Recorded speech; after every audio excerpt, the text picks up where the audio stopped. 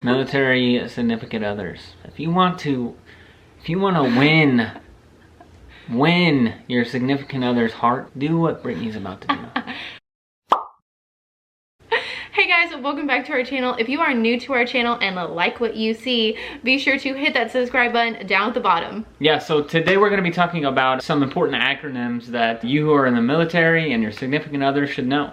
Yeah, so I hope you guys enjoy this video and let's get started. Okay, so the first one that I want to talk about is the FRG. The FRG is one of the most important acronyms for us as significant others because it's where you can get family support, it's where you can get information about everything military, and the FRG is especially super important when it comes to deployments because they have like parties, get-togethers, things so you don't feel alone during deployment, and overall they're just a really good support system. So FRG, Family Readiness Group, that's what it stands for. The important thing about Family Readiness Group is also if you're one of those military spouses or significant others who, you know, wants to take some sort of leadership role or be involved more with the ship or with your command, the FRG just allows you to run for positions like president, vice president, treasurer, secretary. So I know a couple of people whose spouses ran for that stuff and they really enjoyed that over deployment, and it just really made deployment go by quick. And the FRG puts on like the homecoming things and like all that. So Family Readiness Group is the FRG. The second one that I want to talk about is the phrase MILSO. And a lot of people think that it's military spouse, and it's actually military significant other. So as soon as you start dating someone who's in the military, you become a MILSO. So you don't have to be a spouse to become that. Anybody dating someone in the service is a MILSO. Speaking of which, my beautiful wife Brittany sells a lot of MILSO products. So yes, I do. Since now you know that you're a MILSO, go ahead and check out our website and find some really cool shirts. Yeah. Go do that. So another acronym that people hear quite frequently is OCONUS and CONUS. So don't let that like kind of scare you when you get your orders. CONUS just means continental US. So in the States, like me, I'm stationed in Everett, so I would be CONUS because I'm inside the continental United States. But OCONUS would be out of continental United States, which would be like Bahrain or Japan, or even Hawaii is considered OCONUS. Just because you're like, you know, 1,500 miles away from the United States. A place that this gets tricky, that I always get confused with OCONUS and CONUS, is whenever it comes to TRICARE paperwork. I never understood what TRICARE, like OCONUS and whatever that meant, like all that stuff meant. But understanding the abbreviations really helps me be like, oh, all it means is in the country or out of the country. So don't let it freak you out at all. Yep. Another thing that I want to talk about is two very important things. That's BAH and BAS. So BAH is Base Assisted Housing, which if you're married, you get BAH, or if you're an E5 or above, you'll get BAH. Even if you're single, E5 or above. Base Assisted Housing, so they basically, the Navy gives you money so that you can go live off base and pay for rent, or if you own a house, pay for that. Yeah, so that's something that you'll see on your paycheck, or your significant other's paycheck is BAH. So if you didn't know what that meant before, it means Base Assisted Housing. So BAS is Basic Allowance for Subsistence. So basically they just give you money to go out and buy food. I know when they shut the galley down on your ship, a lot of people get scared because they're like, well, we got to pay for all this food. But every time they do that and you're unable to eat like galley food, then you'll get a higher BAS. But if you're married, you normally get like, I think I get like $160 to $200 BAS right now. And if they shut the galley down, I'd get like $350, almost $400 to pay for groceries and stuff like that. So it's just BAS, Basic Allowance for Subsistence. It just gives you money to pay for food and stuff like that. And that'll also be on your paycheck. Okay, so the next ones that I want to talk about are PERSEC and OPSEC. Yeah, they're really important, and I had really only heard of OPSEC, but there is also PERSEC. So OPSEC stands for Operational Security, and what OPSEC is basically it's a set of rules or guidelines of things that you should not be saying when your significant other is out at sea, out on a different country, just out on a mission of some sorts. You shouldn't be saying their whereabouts. You shouldn't be saying when they're coming home for homecoming, like anything that could be harmful to their whereabouts, you should not say. You should not be posting on social media. You should not be tagging them in your photos, like anything that has to do with harming their whereabouts. It just should not be said. And then PERSEC is for your own personal security. So this is important specifically whenever they're gone, and really it's important all the time, but specifically whenever your significant other is out at sea or out somewhere for a really long time. PERSEC is for your personal security. So to not be saying specifically where you're at, because you also don't want to be in danger of someone else seeing where you are at a specific time, knowing that you're alone, knowing that your significant other is gone, and then you being in harm's way. So just be careful about what you say on the internet, about where you are also. Yeah, and this is important, especially now when social media is just a big thing. You know, you can post on Snapchat where you're at, Instagram where you're at, you know, when you're there. And so I would recommend, like, I know you want to get your you know, where you're at if you went to the club or wherever you went, you know, you want to put that online so you can, you know, be cool and stuff like that. But maybe just, he obviously doesn't have social media. I don't do social media. Yeah. You know, go to the club, do your thing, take pictures, but maybe wait until you're on your way home or you're at home to post it afterwards, because then, you know, you still get the same effect online and you're a lot safer because of that. Anyways, PERSEC and OPSEC are super important. Operational security, don't be talking about their whereabouts, and ship's then movement, and then PERSEC, personal security, to not be talking about your whereabouts, specifically and especially whenever they are gone and you are all by yourself. Yeah. Another acronym that I want to talk about is DEERS, right? You hear this all the time, like go update your DEERS. And so what DEERS is the Defense Enrollment Eligibility Reporting System. And basically you just update, you know, all your information, where your address is, emergency contacts. You know, I'd put my spouse in there, what her name is, her emergency contact, her address, and stuff like that.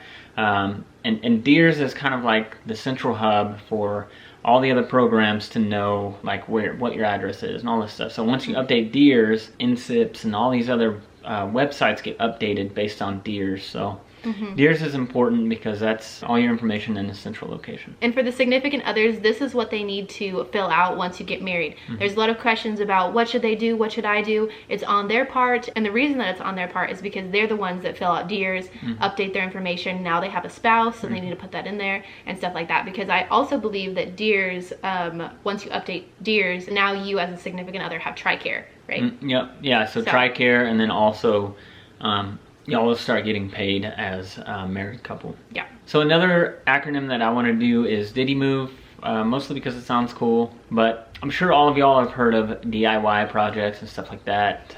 So do it yourself. That's what Diddy means. The Navy just wanted to be special or something and call it Diddy instead of DIY. But yeah, Diddy Move is do it yourself move, and so you'll pack up all your stuff when you move, and the Navy will pay you basically to move your stuff. So you'll get your stuff weighed, and you'll go to wherever you're heading next, and then you'll weigh yourself there.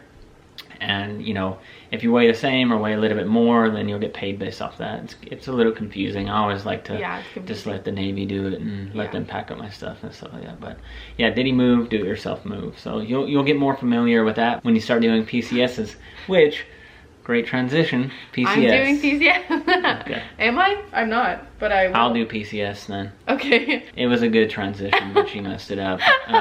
So PCS is a permanent change of station. So that means when you're at one station and you get orders to go to another station, then that is a PCS. So you're changing your station from one place to another. And that could be like you're at a base and then they change you to a base down the street. Or it could be you're at a base in Conus and they change you to a base in Oconus. So PCS is anytime the military makes you move from one place to another. And it's important to know that the Navy will pay for everything PCS. So don't let them gyp you out of paying for it for yourself. Yes. Okay, so the next one that is kind of my favorite is the military alphabet. And I'm just gonna go ahead and press y'all and just say the military alphabet right now. First. Because, what? What? Military significant others. If you want to win your significant other's heart, impress them with the alphabet. do what Brittany's about to do. All right. She knows it better than I do. All right, ready? Go.